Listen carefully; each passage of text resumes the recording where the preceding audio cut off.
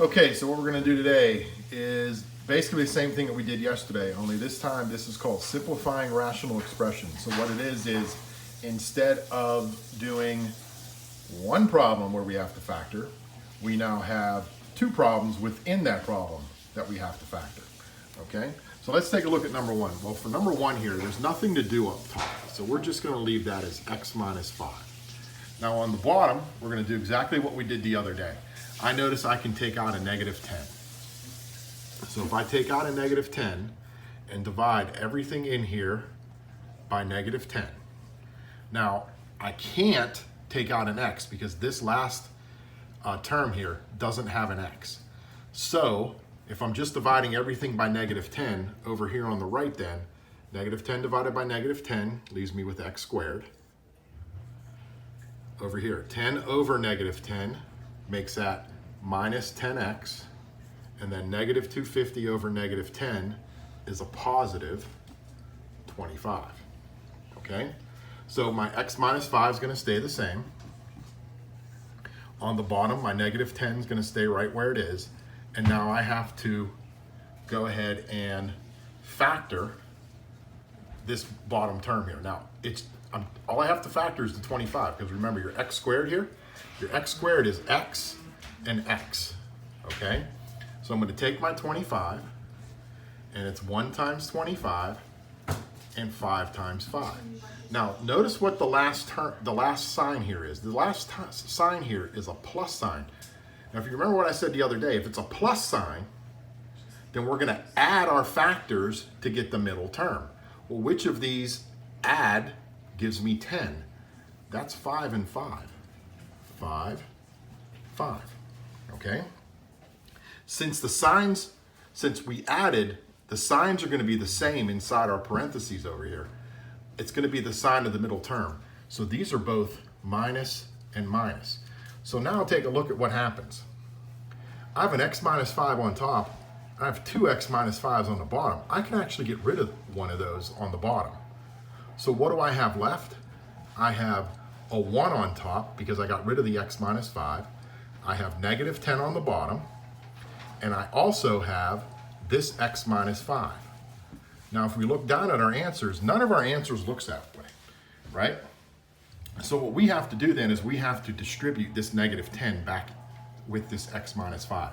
So 1 gets left on top, and on the bottom, when we distribute negative 10 times x, negative 10x, negative 10 times negative 5, positive 50.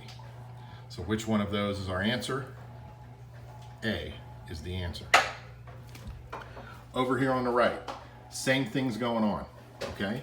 First, I see I can factor out a 6 here. So that's 6, and what I have remaining when I divide everything by 6, because I can't take an x out because this last term doesn't have an x, is it's x squared. 18 divided by 6 is 3x. 24 over 6, negative 4. Over. On the bottom here, I can factor out a 2. What do I have remaining when I divide everything by 2? X squared minus 2x plus 1. Okay? So now what has to happen? I have to factor this top and this bottom. All right, so we're going to go down here, and I know that since I had 6, I'm going to keep a 6. We're going to make 2 sets of parentheses, and on the bottom I had a 2, and we're going to keep 2 sets of parentheses. Okay? Now up here in this top one, I have to factor a 4. That's just 1 times 4 and 2 times 2. Last sign was a minus. Subtract to get 3. Which of these subtracts gives me 3? 1 and 4. So remember, x and x, 1 and 4.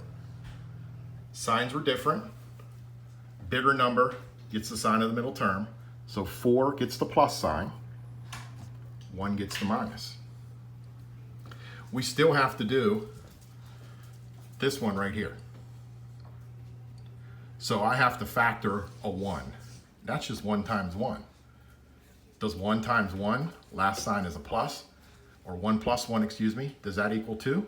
Absolutely. So that means both of these are x and x, 1 and 1, because those were the only factors.